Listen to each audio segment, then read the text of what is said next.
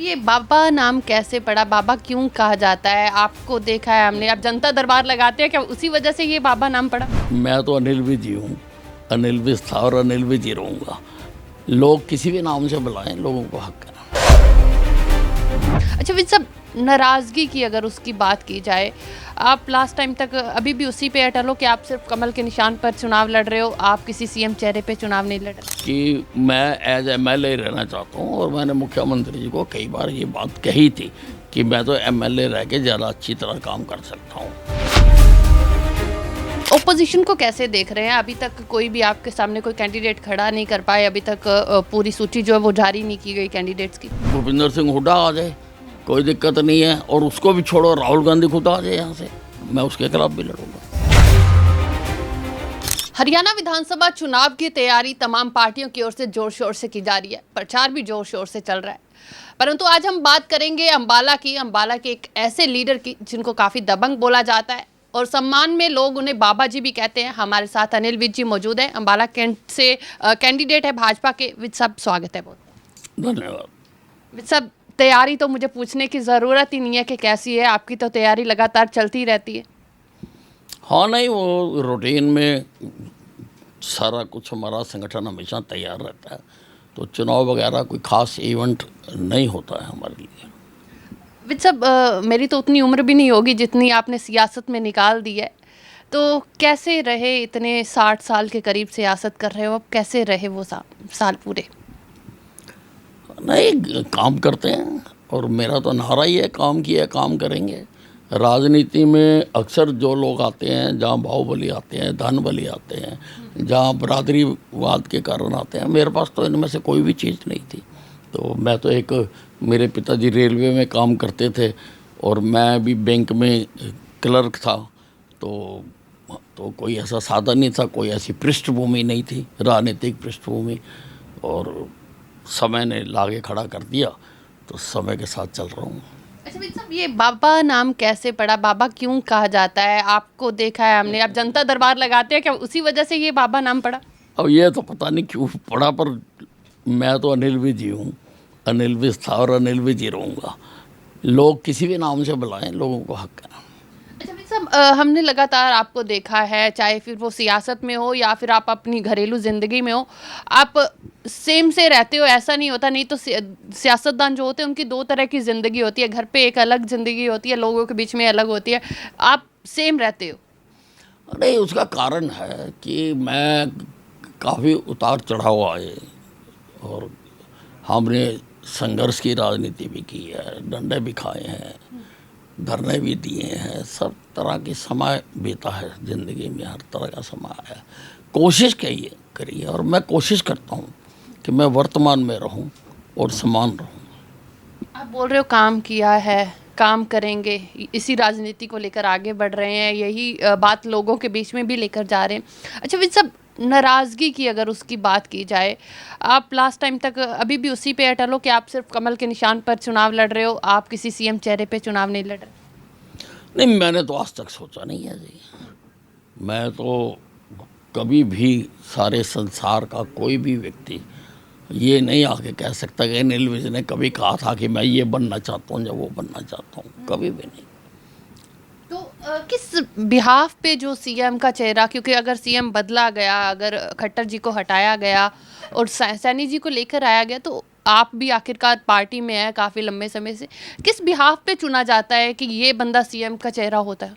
वो पार्टी का प्रेरोगेटिव है। पार्टी कहीं भी खड़ी कर दे, चाहे सेक्रेटरी का चपड़ासी बना दे, मुझे कोई इतराज़ नहीं है। पार्टी के साथ आप वैसे के वैसे ही रहोगे? हाँ जी, बिल्कुल। किसी व्यक्ति विशेष से हो सकती है नाराज़गी? नहीं, व्यक्ति विशेष से हो भी सकती है, और वो भी मतभेद तो हो ही सकता है, मनभेद नहीं होना चाहिए, लेकिन किसी इश्यू के ऊपर डिफरेंट तो हो ही सकते हैं, और मैं होता ही हूँ क्योंकि मैं वोकल हूँ और मैं कह देता हूँ। पर मानते हम वही हैं जो फिर संगठन का सबका फैसला होता है। अच्छा, आपकी इसी दबंगगिरी के हर कोई मुरीद भी है कि आप, चाहे आपको कोई नाराज़गी होती है या कोई बात आपने रखनी होती है, पूरे दबंग तरीके से आप रखते भी हो। जब ये नाराज़गी की बात हुई, जब सीएम का चेहरा बदला गया, उसके बाद आपसे किसी ने बातचीत नहीं की, आपको मनाने की कोई कोशिश नहीं की गई? नहीं, देखिए, कोई ऐसा, मैं कोई रूठा नहीं था, मैं कोई नाराज़ नहीं हुआ था। मैं काफ़ी देर से पहले भी कोशिश कर रहा था कि मैं एज एमएलए रहना चाहता हूँ, और मैंने मुख्यमंत्री जी को कई बार ये बात कही थी कि मैं तो एमएलए रह के ज़्यादा अच्छी तरह काम कर सकता हूँ। तो फिर उस वक्त जब सब कुछ बदल रहा था तो मैंने नई रिस्पॉन्सिबिलिटी लेना उचित नहीं समझा, एंड आई केम, मैं घर आ गया अपने। और क्योंकि मेरे शहर में मुझे अधिक समय लगाना चाहिए था, मुझे ऐसा महसूस हो रहा था। मैंने कई प्रोजेक्ट, बड़े बड़े प्रोजेक्ट मेरे इस शहर में चल रहे हैं जिनको मेरे समय की आवश्यकता थी, इसलिए मैंने खुद चुना। तो विज साहब, लगता नहीं कि लोकसभा के जो अम्बाला लोकसभा का जो परिणाम आया वो शायद कहीं ना कहीं पार्टी को उसका नुकसान भी हुआ है कि आपकी वो नाराज़गी थी, हालांकि आप अपने हलके में आप डोर टू डोर प्रचार करते रहे परंतु आप उसके बाहर नहीं निकले? नहीं, देखिए, बाहर तो बड़े नेता जाते हैं, मैं तो एक छोटा सा कार्यकर्ता हूँ, इसलिए मैं अम्बाला कैंट में रहा। और मैं आपको ये भी बताना चाहता हूँ कि मेरे ज़िले में 4 हलके थे। जी। एक हलके से नारायणगढ़ था, जहाँ से हमारे मुख्यमंत्री जी का गृह क्षेत्र है। एक हलका अम्बाला शहर था, जहाँ से जो ट्रांसपोर्ट मिनिस्टर असीम गोयल थे और विनोद शर्मा जी काम कर रहे थे। एक हलका मुलाना था, जहाँ से जो कांग्रेस का प्रत्याशी है वो कांग्रेस का पहले एमएलए था। तो 3 हलकों से तो हम हारे, लेकिन अम्बाला कैंट से तो हम जीते, चाहे कम वोटों से जीते। पर जब सारे ज़िले में हार की लहर चल रही है तो उसको मेरे कार्यकर्ताओं ने रोका और हम जीते थे, 4000 से जीते, पर जीते। वही लगता है कि अगर अम्बाला कैंट से भी बाहर जाकर अगर आप प्रचार करते तो हो सकता था, क्योंकि आपका एक इम्पैक्ट जो है वो अलग से, हर एक व्यक्ति की एक विशेषता होती है, अलग से इम्पैक्ट पड़ता है अगर कोई व्यक्ति बात करता है। और विज साहब जब कुछ बोलते हैं तो लोगों को लगता है कि वाकई ये चीज़ होगी। नहीं, सारे लोग लगे हुए थे अपने अपनी जगह पर, और मैं अपनी जगह पर काम कर रहा था। अच्छा विज साहब, ओपोजिशन को कैसे देख रहे हैं? अभी तक कोई भी आपके सामने कोई कैंडिडेट खड़ा नहीं कर पाए, अभी तक पूरी सूची जो है वो जारी नहीं की गई कैंडिडेट्स की। नहीं, कोई ना कोई तो आएगा ही, और मैं तो कहता हूँ कोई आ जाए। मैं तो कहता हूँ कि भूपेंद्र सिंह हुड्डा आ जाए, कोई दिक्कत नहीं है। और उसको भी छोड़ो, राहुल गांधी खुद आ जाए यहाँ से, मैं उसके खिलाफ भी लड़ूंगा। अच्छा, इतना बड़ा चैलेंज कर रहे हो आप? कॉन्फिडेंस है कि पूरा के अम्बाला के लोग आपको नहीं बिल्कुल, अम्बाला के लोग दिखा देंगे एक बार, चाहे वो राहुल गांधी हो चाहे भूपेंद्र सिंह हुड्डा हो। विज साहब, क्या कारण समझ रहे हैं जो अलायंस की अभी भी जो पॉसिबिलिटीज़ हैं कि अलायंस हो सकता है? नहीं, देखिए, बाहरी सहारा हमेशा कमज़ोर आदमी लेता है, ताकतवर कभी नहीं लेता। कांग्रेस ने पहले तो बड़ी बड़ी हाँकी इन्होंने कि हमारे पास कैंडिडेटों की लंबी लंबी लाइनें लग गई हैं, लेकिन अगर लंबी लंबी लाइनें लगी होती तो अब तक तो 90 कैंडिडेट दे देते, क्या दिक्कत थी। असली बात ये है कि इनके पास 90 कैंडिडेट भी पूरे नहीं हो रहे। इसलिए राहुल गांधी जी ने दूसरी पार्टियों से अपील की कि आप हरियाणा में हमें कुछ आदमी दे दो ताकि हमारे 90 पूरे हो जाए। पर दूसरी दफ़ा सरकार बनाने के लिए तो सहारा आपको भी लेना पड़ा, आपको भी जेजेपी का सहारा लेना पड़ा। नहीं, वो जीतने के बाद पहले तो हमारा कोई उनके साथ नहीं था गठबंधन, वो दोनों बातें अलग अलग होती हैं। कैसे जेजेपी और इनेलो की अगर मैं बात करूं तो क्षेत्रीय पार्टियां हैं, कैसे देखते हैं आप इनको? मुकाबले में हैं, टक्कर में हैं? नहीं, हरियाणा में तो देखिए अब ये क्षेत्रीय पार्टियां लगभग ख़त्म होती जा रही हैं, और जो मुकाबला है वो मुख्य पार्टियों में ही है, बीजेपी और कांग्रेस में। अच्छा विज साहब, सियासत तो चलती रहेगी। अगर मैं आपको किसी पार्टी का नहीं मानूं, एक सियासतदान मानूं, तो क्या लगता है क्षेत्रीय पार्टी होना कितना ज़रूरी होता है किसी क्षेत्र के विकास के लिए? नहीं, ये राष्ट्रीय पार्टियां ही होनी चाहिए।